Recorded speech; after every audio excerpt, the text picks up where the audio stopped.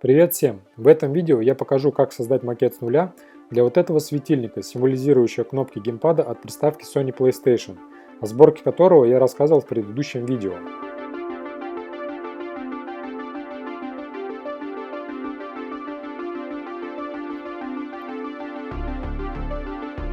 Для этого нам потребуется программа для создания векторных рисунков. Я работаю в программе CorelDRAW, версия X3. Первым делом нужно определиться с размерами светильника. В программе задаем габариты и начинаем создавать подложку. Основание у нас будет 435 на 435 мм. Выбираем инструмент квадрат, преобразуем фигуру в кривую.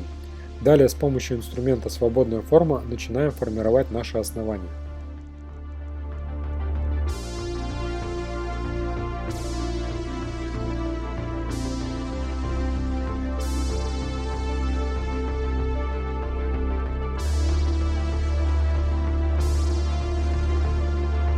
Затем нам нужно подготовить направляющий под гибкий неон. У нас это квадрат, треугольник, круг и крестик. Квадрат и треугольник можно создать с помощью инструмента квадрат, круг при помощи инструмента эллипс, а крестик мы создаем инструментом Безье.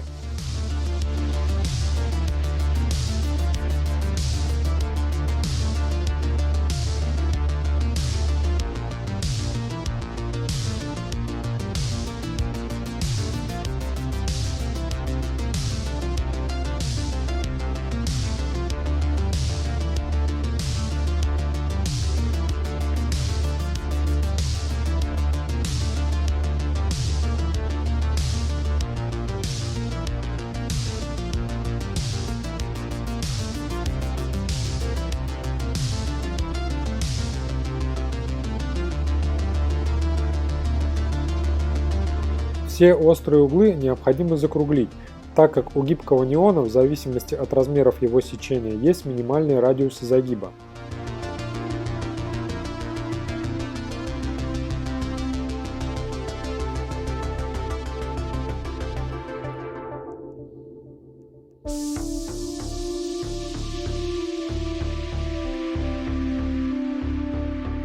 В момент формирования направляющих нам нужно задать нужную длину периметра каждой из фигур кратно 2,5 см, так как в данном случае это кратность резки гибкого неона, примененного в этом светильнике.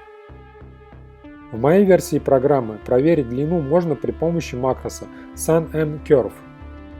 Его я установил отдельно, скачать его можно бесплатно, ссылка на его скачивание будет под этим видео в описании.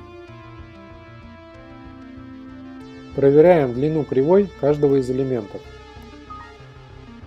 В данном случае элемент нужно увеличить на 3 мм.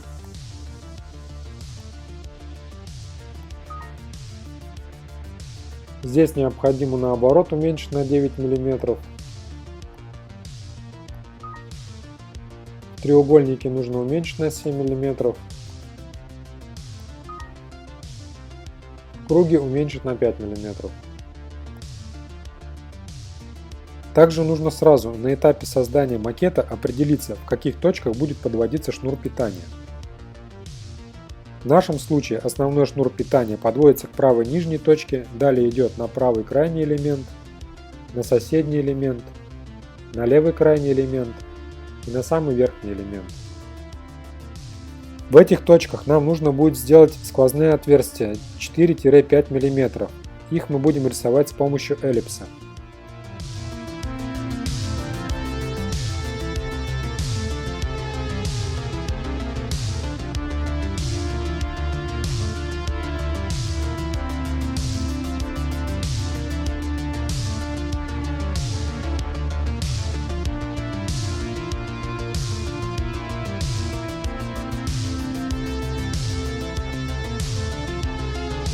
Добавляем элементы в виде окружностей, которые будут изображать кнопки геймпада. Далее выравниваем фигуры по осям.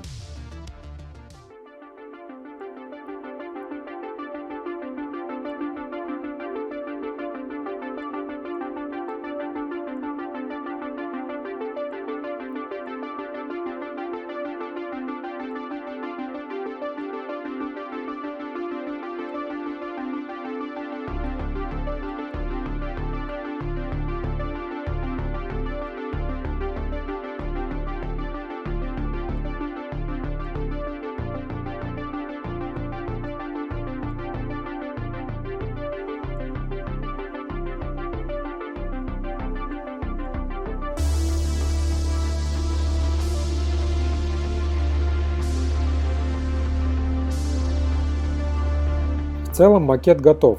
Теперь мы знаем длину каждого из элементов. Далее нам нужно изготовить физическую подложку по нашему макету. В последующих видео я расскажу и покажу, как заменить шнур на блоке питания без видимых следов вскрытия корпуса блока, также о способах крепления гибкого неона к основанию и о типах основания.